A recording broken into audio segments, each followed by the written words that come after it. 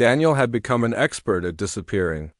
Not literally, of course, but in every way that mattered at Riverside High School.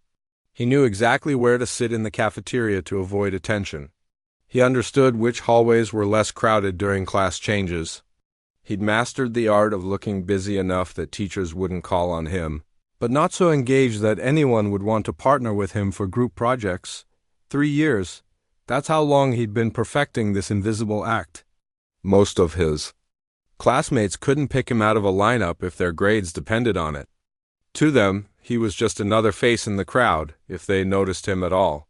Some teachers had to check their rosters twice when taking attendance, struggling to match his name with his face even halfway through the semester. It wasn't always like this. Back in middle school, Daniel had tried to fit in. He'd raised his hand in class, joined conversations at lunch, even auditioned for the school play once. But kids can be cruel in ways that stick with you. They'd laughed at the way he pronounced certain words, made jokes about the lunch his grandmother packed, mocked his thick glasses and secondhand clothes. After enough rejection, Daniel learned that being invisible hurt less than being seen and judged. His parents noticed, naturally. They were immigrants who'd worked double shifts at the restaurant to give their kids better opportunities. His mother would ask him at dinner why he never brought friends home anymore. His father would suggest he join the soccer team or the debate club. His little brother would tease him about being a hermit who never left his room except for school and meals. But they didn't understand. They couldn't understand. Daniel's room wasn't a prison. It was his sanctuary. It was the one place in the world where he could truly be himself, because Daniel had a secret. A big one. Something he'd never shown anyone at school, something even his family only partially understood. Every single day, as soon as he got home from school, Daniel would drop his backpack by the door, grab a quick snack, and lock himself in his bedroom. Then his real life would begin. In the corner of his small room sat an old upright piano.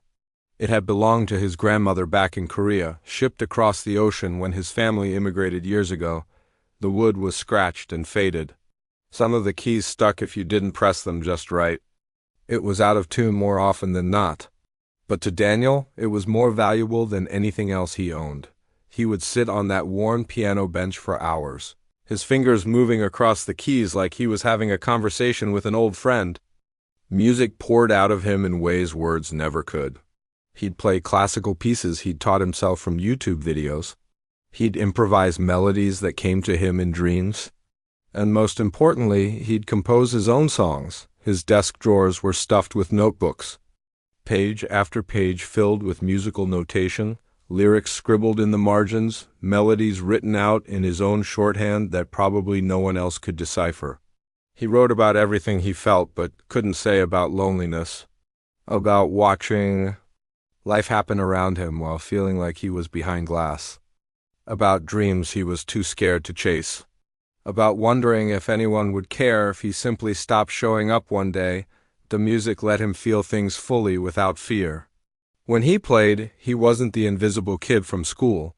He was just Daniel, expressing something real and honest and entirely his own. His mother would sometimes pause outside his door, listening to the melodies drift through the house. She'd mentioned once that he was talented, that maybe he should take proper lessons or play for their church. But Daniel had shut down that conversation immediately. The thought of performing in front of people, of being watched and judged, made his stomach twist into knots. The music was his private, safe. It was the one thing he didn't have to share with a world that had already decided he wasn't worth noticing. Monday morning arrived like every other Monday.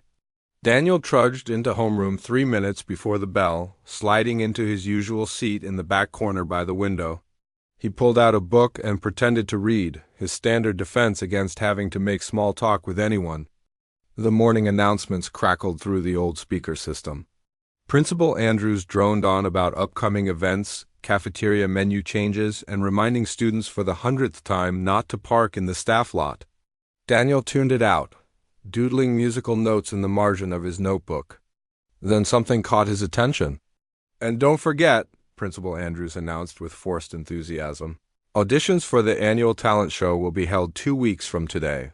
Sign-up sheets are posted outside the main office. This is a great opportunity to showcase your skills and school spirit. We encourage everyone to participate. The classroom immediately erupted into excited chatter. Groups of friends turned to each other, already planning performances. The popular kids in front started discussing last year's show and how they'd top it this time. Someone mentioned forming a dance crew. Someone else talked about doing a comedy sketch. Daniel felt his chest tighten. He sank lower in his seat, making himself even smaller than usual. The talent show was exactly the kind of event he avoided at all costs. Too much attention? Too much risk?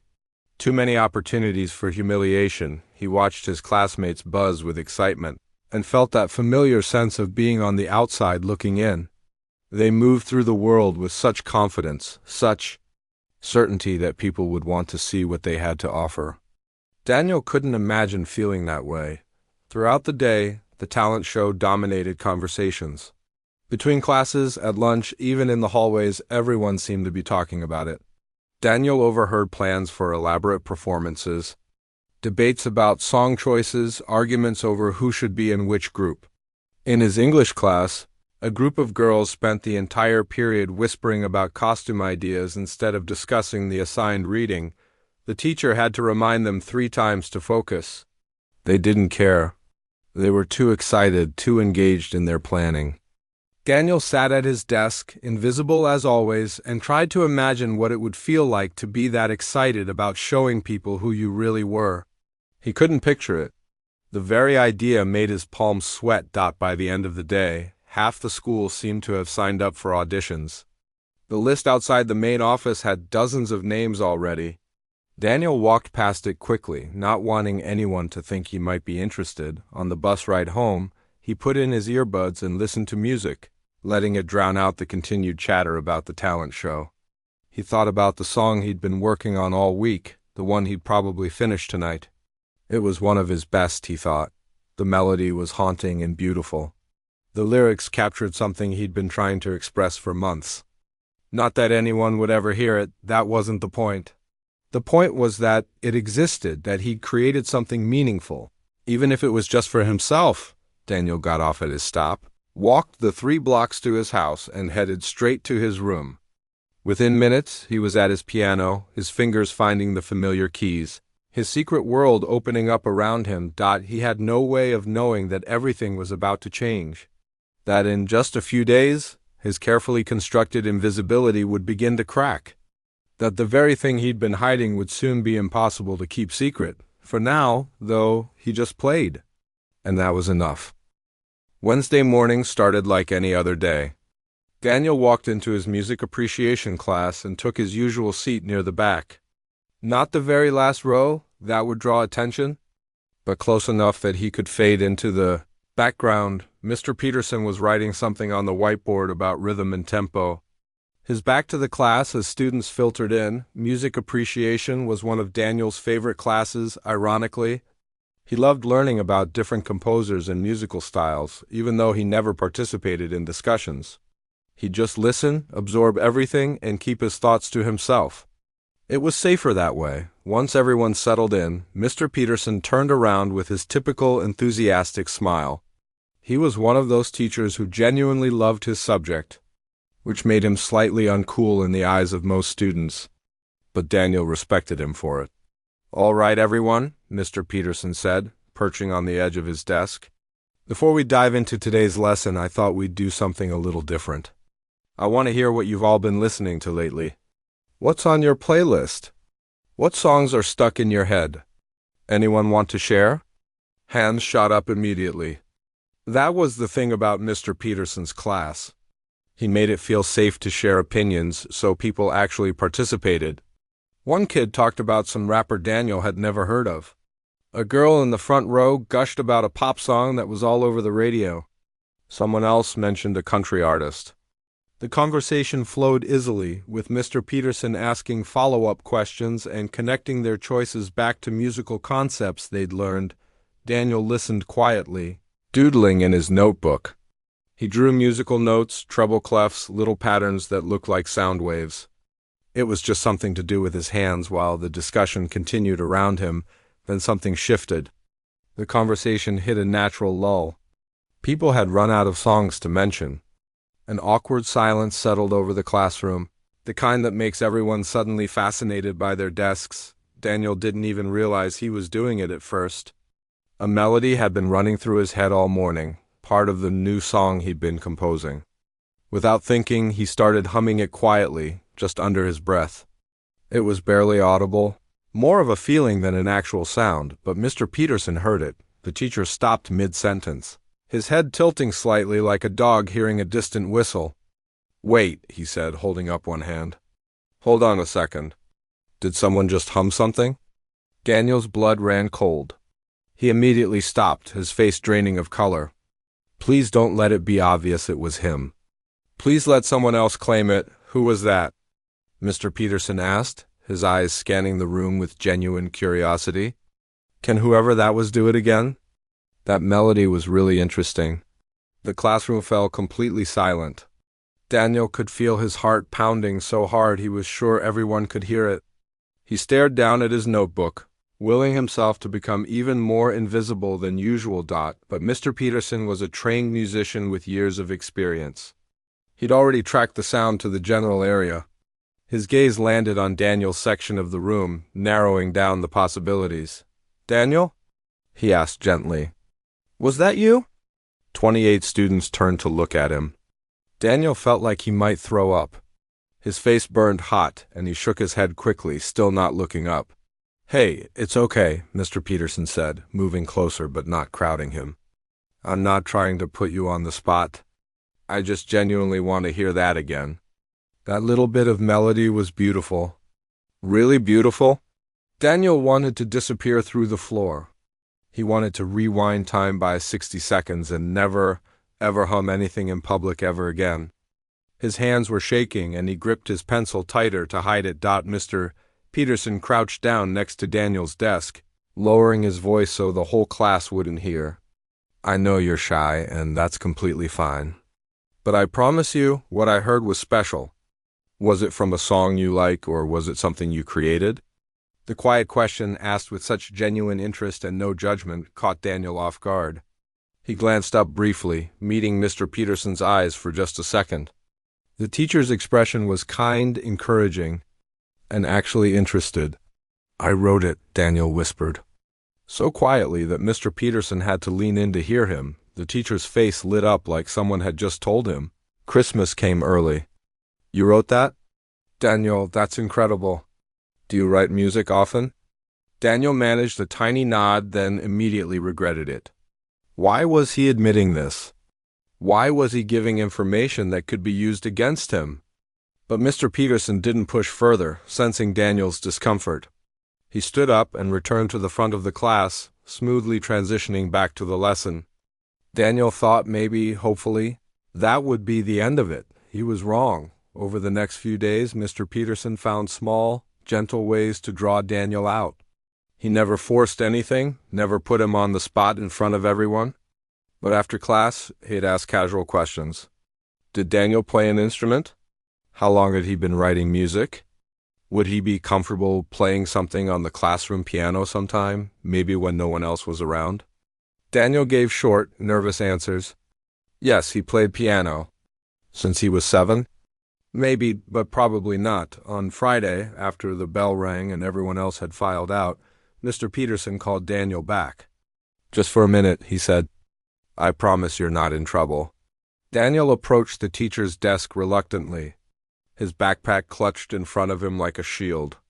"I don't want to make you uncomfortable," Mr. Peterson began, leaning against his desk with a relaxed posture. "But I've been teaching music for 15 years, and I can usually tell when someone has real talent.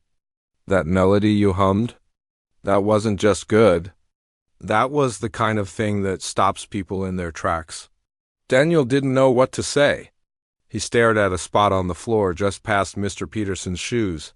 "Would you be willing to play something for me? Just me, no one else around.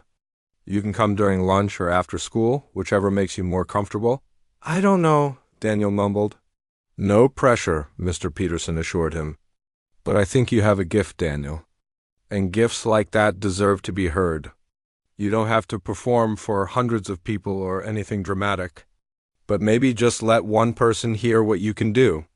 Let me hear it. That weekend, Daniel couldn't stop thinking about the conversation. Part of him wanted to pretend it never happened. But another part, a part he usually kept buried deep down, was curious. What would it be like to play for someone who actually understood music? Someone who might appreciate what he was trying to create. Monday morning arrived with Daniel still undecided. He went through his classes in a fog, barely paying attention. But when lunch period came, instead of heading to his usual lonely corner of the cafeteria, he found his feet carrying him back to the music room. Mr. Peterson was at his desk, eating a sandwich and grading papers. He looked up in surprise when Daniel appeared in the doorway. "I'll play something," Daniel said quickly, before he could lose his nerve. "But just for you. And if I mess up or want to stop, I can stop. And you can't tell anyone or make a big deal about it." Mr. Peterson set down his sandwich immediately, nodding seriously. "Absolutely. Those are completely reasonable terms." The doors closed. "It's just us. Whenever you're ready." Daniel walked to the upright piano in the corner of the classroom. His hands were trembling as he sat down on the bench. He adjusted it twice, then 3 times, stalling. "Take your time," Mr. Peterson said softly from across the room. Daniel closed his eyes and took a deep breath. Then his fingers found the keys and he began to play the piece he'd been working on for weeks. It started quietly, almost hesitantly, like he was still afraid someone might laugh. But as he got lost in the music, something shifted. His shoulders relaxed. His fingers moved with more confidence. The melody flowed from him like water, natural and unforced. It was a sad song about feeling alone in crowded rooms, about having things to say but no one to say them to. Without planning to, he started singing the lyrics he'd written, his voice soft but clear. When the last note faded away, Daniel sat frozen at the piano, too scared to turn around and see Mr. Peterson's reaction. The silence stretched on for what felt like forever. Then he heard it. A slow, single clap. Then another. He turned slightly to see Mr. Peterson standing now, his eyes actually glistening with emotion. "Daniel," the teacher said, his voice thick, "that was extraordinary. I mean truly, genuinely extraordinary. You didn't just play music. You made me feel something.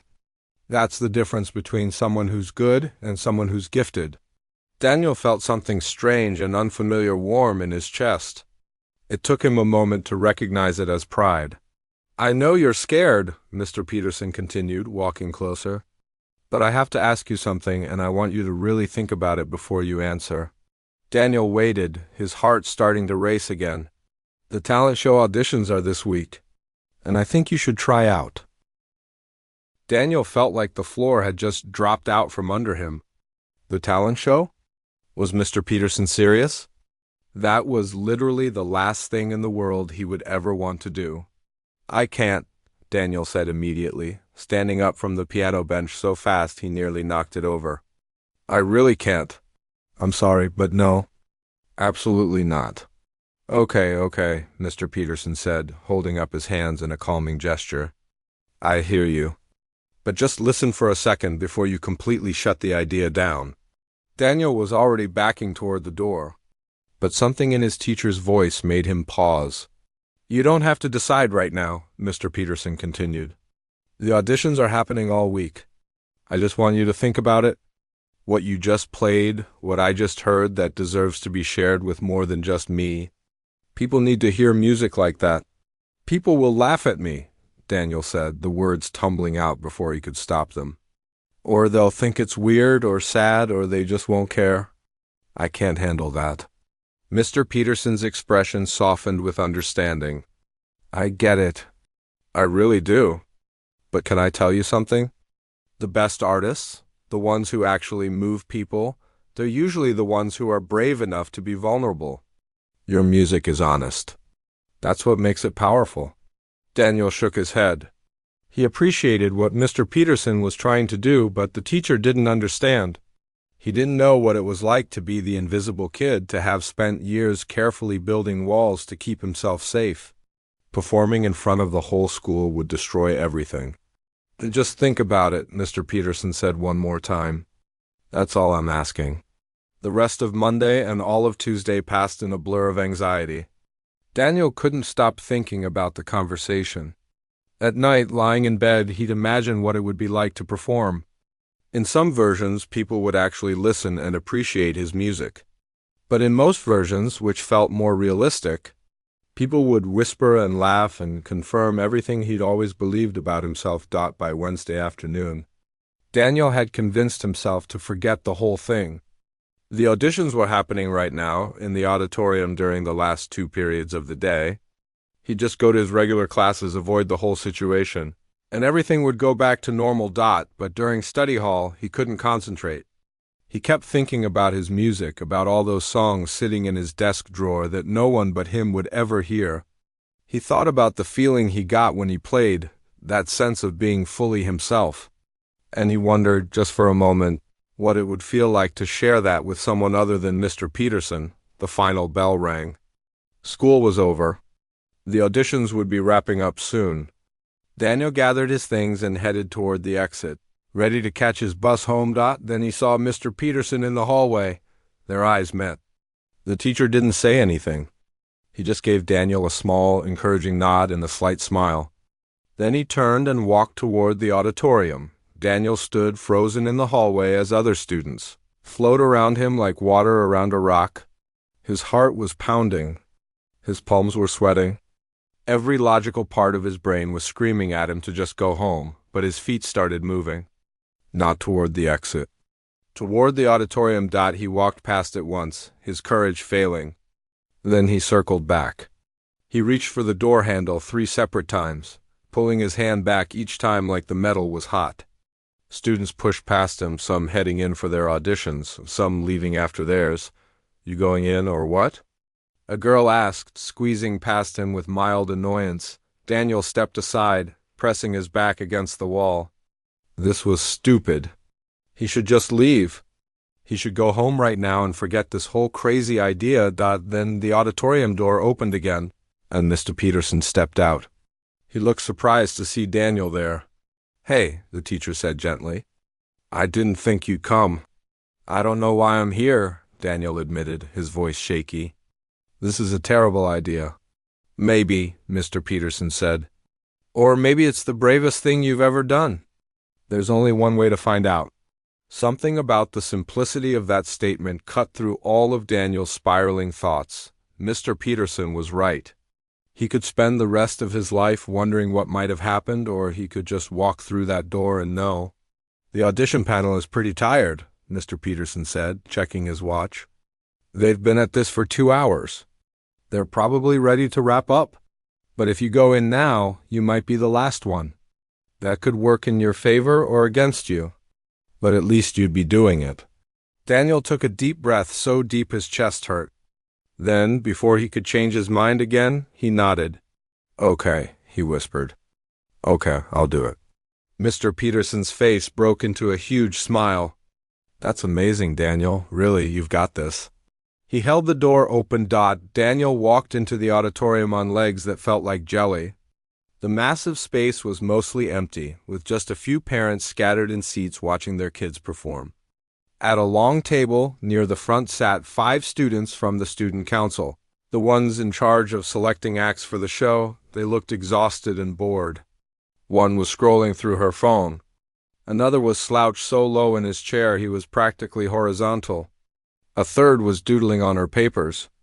They'd clearly been sitting there for hours watching mediocre performance after mediocre performance. On stage, a junior was just finishing up a magic trick that apparently didn't go as planned, based on the awkward apology he was giving. The student council members clapped politely but without enthusiasm as he scurried off stage. Is that everyone? Asked the girl in the middle, who Daniel recognized as the student council president, Rachel. She sounded hopeful that the answer would be yes. There's one more, Mr. Peterson called out from the back of the auditorium. 5 tired faces turned to look. Daniel wanted to melt into the floor and disappear forever. You've got to be kidding me, muttered one of the council members, loud enough that Daniel could hear it. I have homework. "Come on up," Rachel said, trying to sound encouraging, but mostly just sounding tired. "What's your name?" Daniel walked down the aisle toward the stage, his backpack clutched in front of him. "Daniel Park," he said quietly. "We can't hear you," someone called out.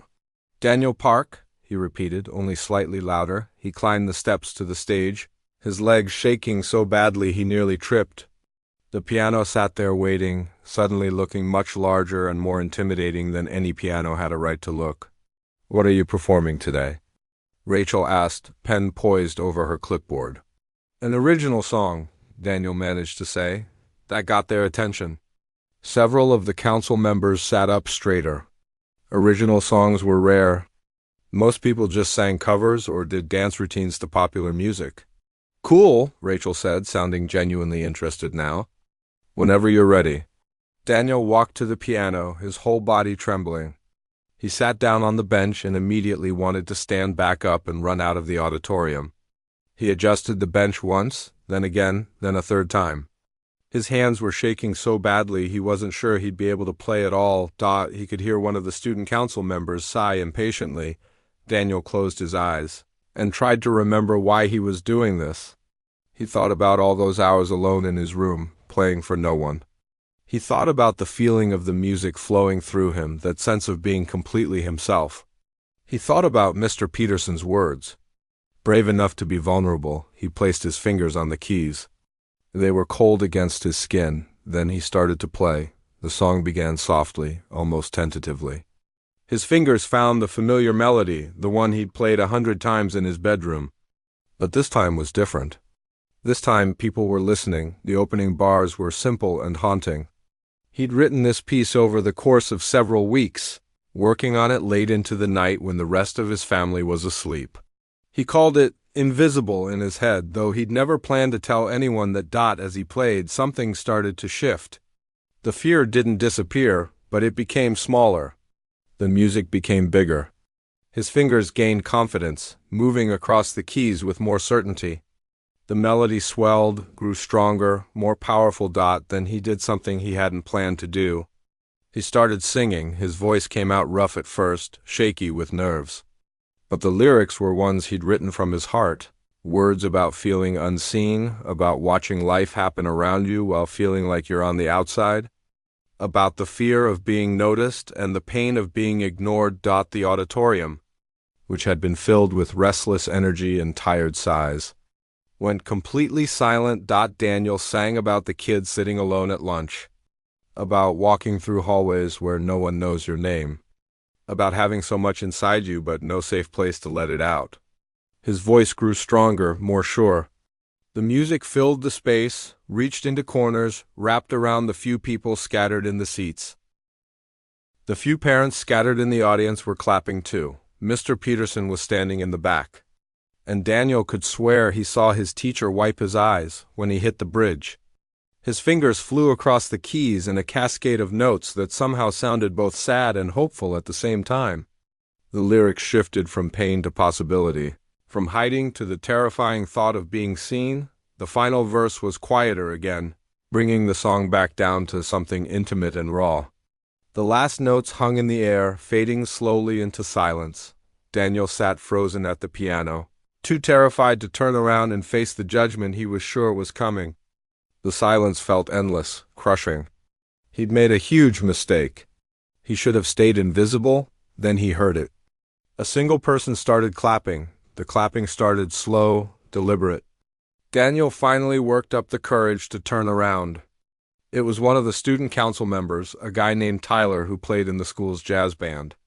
He was standing up, clapping with genuine enthusiasm, his eyes wide. Then another person joined in. Then another. Within seconds, all 5 student council members were on their feet, applauding.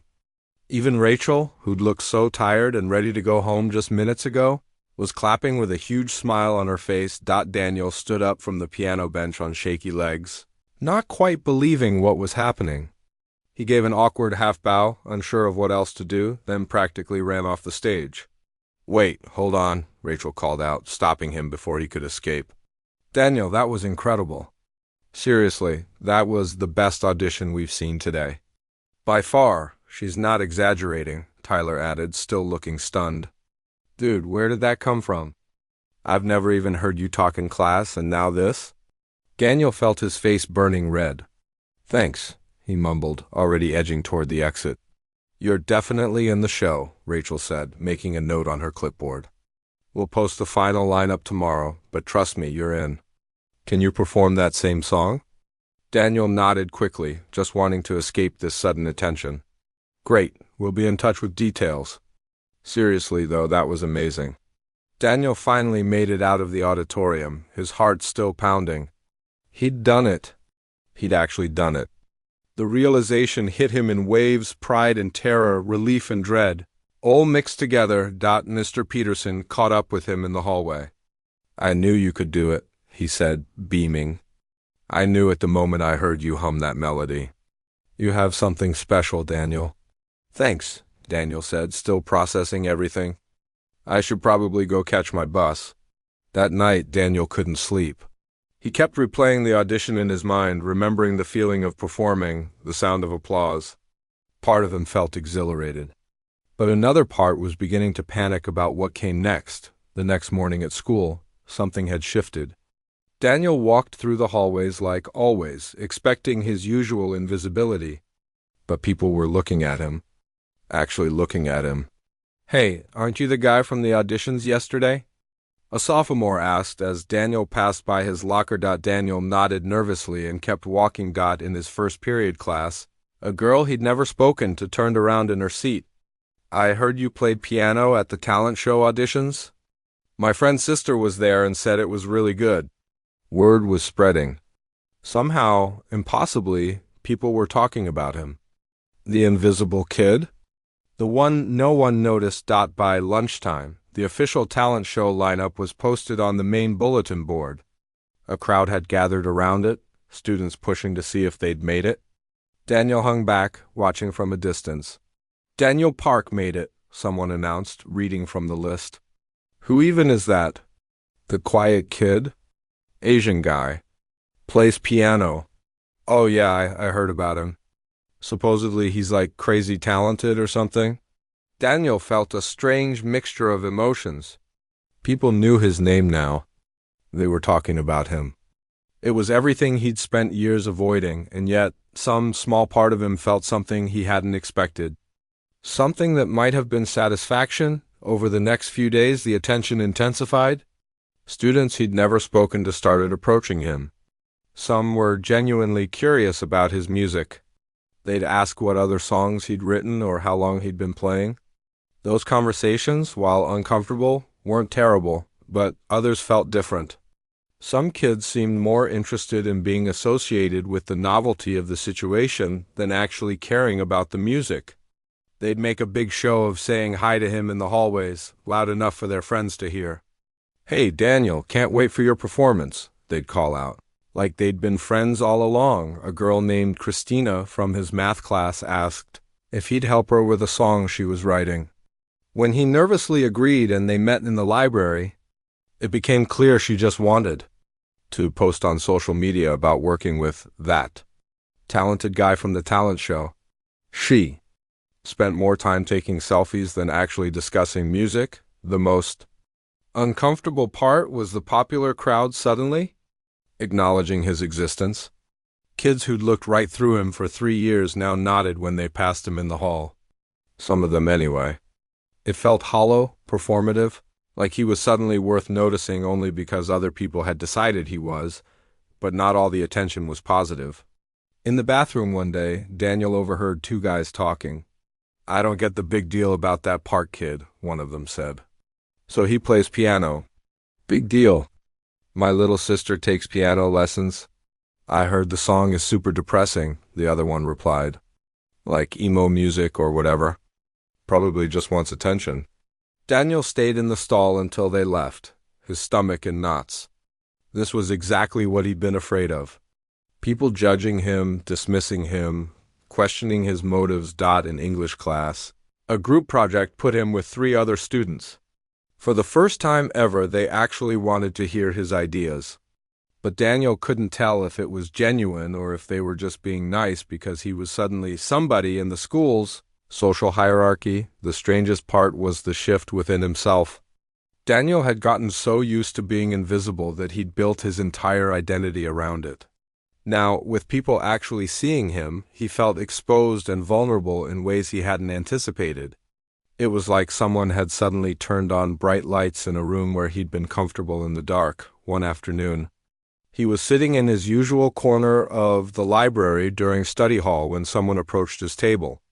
It was a girl from his history class named Amy. She was quiet too, one of those students who did their work and kept to themselves. Daniel had noticed her before because she reminded him of himself. "Is this seat taken?" she asked, gesturing to the chair across from him. Daniel shook his head. Surprised, Amy sat down and pulled out her books, but didn't open them right away. "I heard your audition," she said quietly. "My brother is on student council. He came home and couldn't stop talking about it." Daniel didn't know what to say, so he just nodded. "I write poetry," Amy continued, still speaking softly. "I've never shown it to anyone except my English teacher. But after hearing about what you did, getting up there and sharing something so personal, it made me think maybe I should try entering the creative writing contest this year." This caught Daniel off guard. He'd been so focused on his own fear and discomfort that he hadn't considered his actions might affect anyone else. "You should," he said, the words coming out before he could overthink them. "If you like writing, you should share it." Amy smiled. "That's easy to say when you're talented. What if people don't like it?" "I'm terrified people won't like my song," Daniel admitted. "I almost didn't audition. I walked past the auditorium like 5 times before I could make myself go in." "Really? But you still did it." "Yeah," Daniel said. "I still did it. And honestly, I still don't know if it was a good idea or the worst decision I've ever made." Amy laughed softly at that. "Well, for what it's worth, my brother said your song made him think about stuff differently. He said it reminded him of how he felt when they moved here from California and he didn't know anyone. So at least one person connected with it." They talked for the rest of the study hall, the longest real conversation Daniel had had with a classmate in years. Amy told him about her poetry, about feeling like her words weren't good enough to share. Daniel told her about his music, about how writing songs was the only way he could express certain feelings. When the bell rang, Amy gathered her books. "Thanks for talking with me, and good luck with the talent show. I'll be cheering for you." As Daniel watched her leave, he realized something. The attention wasn't all bad. Sure, some of it was superficial or negative. Some people were only interested because he was suddenly interesting. But there were also people like Amy, people who connected with his story, who found courage in his courage. That night at dinner, his little brother brought up the talent show. "Everyone at my middle school is talking about how my brother is performing," he said. "It's actually kind of cool." His mother looked surprised. "You're performing? When did this happen?" Daniel had been avoiding telling his family, not sure how to explain it. But now he walked them through the whole story, from humming in class to the audition to making it into the show. His parents exchanged glances, the kind of silent communication that comes from years of marriage. "We're proud of you," his father said simply. "That took courage." "We'll be there," his mother added. Front row. The idea of his family watching added another layer of pressure, but Daniel found he didn't mind as much as he thought he would. They'd been listening to him play through his bedroom door for years. Maybe it was time they actually heard him. The next week and a half passed in a blur of conflicting emotions. Daniel practiced his song obsessively, changing little details, then changing them back. He barely slept. His anxiety built day by day as the talent show approached. Some days he felt ready, even excited. Other days he wanted to fake being sick and skip the whole thing. Mr. Peterson checked in with him regularly, offering encouragement and reminding him to breathe. The popular kids continued their surface-level friendliness. The negative whispers continued too. But Daniel also had several more real conversations, with Amy and a few other quiet students who approached him carefully, sharing their own hidden talents and fears. 3 days before the show, Daniel sat in the auditorium during rehearsal, watching other acts practice. The dance crew was incredibly coordinated. The rock band was loud and energetic. A comedian had the crew members actually laughing. Daniel's stomach churned. His simple piano performance seemed so small compared to everything else. Maybe this whole thing had been a mistake after all. The night of the talent show arrived faster than Daniel was ready for. He stood backstage, peeking through the curtain at the auditorium filling up with people. Students, parents, teachers, everyone streaming in to find seats. The noise of hundreds of conversations blended together into an overwhelming roar. His hands were shaking so badly he had to shove them in his pockets. His mouth was dry. His heart felt like it might burst out of his chest. What had he been thinking? This was insane. He couldn't do this. 5 minutes to curtain, the stage manager announced, walking past with a clipboard. Daniel felt lightheaded. He looked around at the other performers backstage. They all seemed so confident, so ready. The dance crew was doing last-minute stretches. The rock band was tuning their instruments. Everyone had friends with them, people hyping them up, telling them they'd do great. Daniel was alone. He pulled out his phone, thinking maybe he could text his mom that he was sick, that he needed to leave right now. But before he could type anything, Mr. Peterson appeared beside him. "How are you holding up?" the teacher asked, though Daniel's pale face probably answered that question. "I can't do this," Daniel whispered. "There are too many people. This was a mistake." Mr. Peterson guided him away from the other performers to a quieter corner. "Listen to me. You can absolutely do this. You've practiced that song 100 times. You know, it backwards and forwards." "That's not the point," Daniel said, his voice cracking. "What if I freeze up there? What if everyone hates it? What if they laugh?" "They won't laugh," Mr. Peterson said firmly. "But you want to know something? Even if they did, you'd survive it. You'd walk off that stage and life would go on. But that's not going to happen. You know why?" Daniel shook his head. "Because your music is real. It comes from somewhere honest. And people recognize that even if they don't know how to put it into words. You're not up there to impress anyone or win anything. You're up there to share something true, that's all." "Places everyone," the stage manager called out. "Show starts in 2 minutes." Mr. Peterson squeezed Daniel's shoulder. "I'll be in the audience. You've got this." Daniel watched his teacher disappear through the curtain, then took a deep breath that didn't quite fill his lungs. The house lights dimmed. The crowd noise swelled, then quieted. Rachel walked out on stage to welcome everyone and introduce the first act. The show began. Daniel watched from the wings as performance after performance took the stage.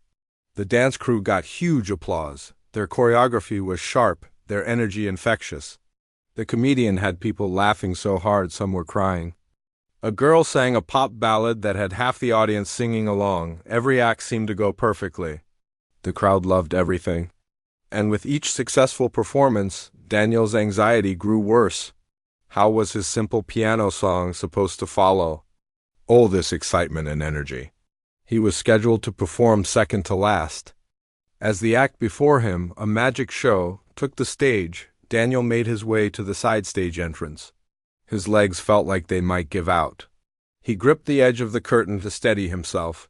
The magician finished his final trick to enthusiastic applause and bowed off stage, nearly running into Daniel. "Good luck, man," he said, breathless and grinning. Daniel tried to respond, but no words came out. "And now," Rachel's voice rang out across the auditorium, "performing an original composition, please welcome Daniel Park." This was it, no turning back. The curtain opened. The spotlight hit him like a physical force. Daniel walked onto the stage, and the sheer number of people in the audience made his vision swim. The auditorium was packed. Every seat filled, people standing in the back, all of them looking at him. He could see his parents in the third row, his mother clutching his father's hand. His little brother gave him an encouraging thumbs up. He spotted Amy sitting with some friends, smiling at him. Mr. Peterson stood against the back wall, nodding. But he also saw the popular kids scattered throughout, some looking genuinely curious, others clearly just there because everyone else was. He saw students with their phones out, ready to record. He saw the critics, the doubters, the ones who'd whispered that his music was depressing or that he just wanted attention. Daniel walked to the piano. His legs were shaking so hard he nearly missed the bench when he sat down. The audience was still settling, whispers rippling through the crowd. Someone coughed. Someone else laughed at something their friend said. He adjusted the bench once, then twice. His hands hovered over the keys, trembling, the silence stretched out. People were starting to shift in their seats, wondering if he was going to play or just sit there. Daniel closed his eyes. He thought about why he wrote music in the first place. Not for applause or recognition, not to be popular or impressive. He wrote because he had feelings that were too big to keep inside, thoughts that needed to come out somehow.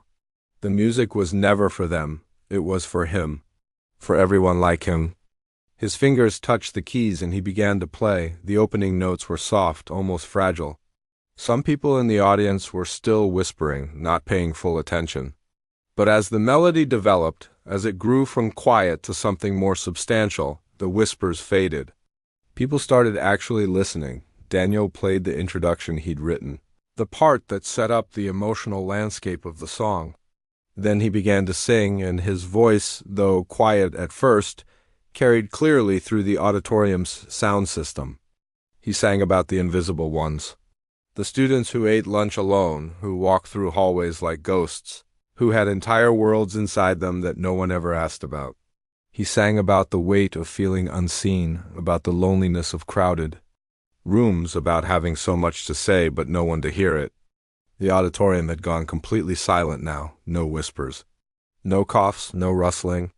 Just his voice and the piano filling the space. Daniel felt the fear melting away as he played. He forgot about the audience, about the judgment, about everything except the music. His fingers moved across the keys with confidence. His voice grew stronger. This was why he did this. This moment where nothing existed except the song, he reached the bridge and his playing intensified. The lyrics shifted from pain to something more complex, a recognition that being invisible felt safe but also suffocating. That maybe, just maybe, being seen was worth the risk. In the audience, people were completely transfixed. Some had tears streaming down their faces. Others sat perfectly still, hanging on every note. His mother was crying openly. Even some of the popular kids who'd approached his fame as a novelty looked genuinely moved. Amy was watching with her hand over her mouth, her own eyes wet. Next to her, her friends sat equally absorbed. Throughout the auditorium, the quiet kids, the ones who usually faded into the background, were seeing themselves in his words. Daniel sang the final verse, his voice full of emotion but steady, controlled. He sang about the terrifying, beautiful possibility of letting people see who you really were, about choosing courage over comfort, about finding your voice and using it, even when everything in you screamed to stay silent. The last notes of the piano rang out, then faded slowly into silence.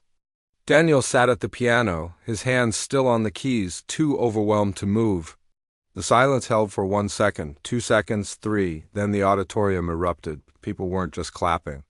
They were on their feet, applauding so loudly it was almost deafening. Students were cheering, screaming his name.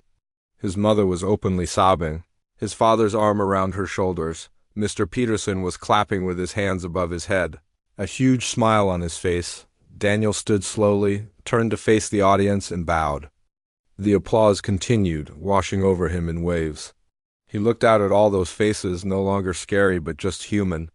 People who connected with something he'd created. People who'd felt seen by his words about feeling unseen. He walked off stage in a daze, barely processing what had just happened. Backstage, other performers crowded around him, offering congratulations. Rachel grabbed his arm, her eyes shining. That was incredible. Absolutely incredible. The last act performed, a rock band that brought high energy to close out the show. They were good, really good, and the crowd loved them. Daniel watched from backstage, no longer worried about comparison. He'd done what he came to do. When all the acts assembled on stage for the final bow, the applause was thunderous. The judges, 3 local musicians including a radio DJ, conferred briefly before announcing the winners.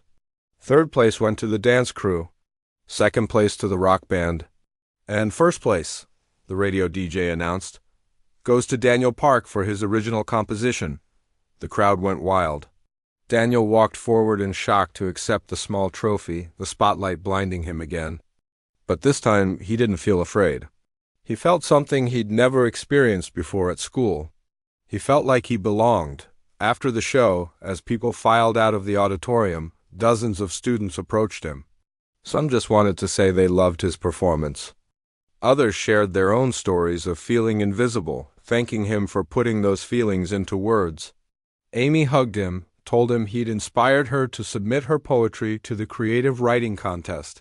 His family wrapped him in hugs, his mother unable to stop crying happy tears. His little brother, usually too cool to show emotion, told him it was the best thing he'd ever seen. Mr. Peterson was the last to approach, and he simply said, "I told you, you had something special." As Daniel walked out of the school that night, trophy in hand, he realized something profound. Being invisible had never actually protected him. It had just made him smaller, kept him trapped in a cage of his own making. Being seen was scary. It meant risking judgment and rejection. But it also meant connection. It meant mattering. It meant having an impact on the world, even if just in small ways. The next week at school, things were different. People greeted him in the hallways, but now Daniel greeted them back. The popular kids still talked to him, and while some of it remained superficial, he'd learned to tell the difference between real interest and performance. He ate lunch with Amy and a few other students who'd approached him after the show. Quiet kids finding each other. Most importantly, Daniel kept making music. But now he played it for the small music club that met after school. He helped Amy set some of her poetry to melodies. He even started teaching a few interested students how to write their own songs. He never forgot what it felt like to be invisible, but he also never forgot the moment he chose to be seen. And that choice, that terrifying leap into visibility, had changed everything. Sometimes the bravest thing you can do is simply show the world who you really are,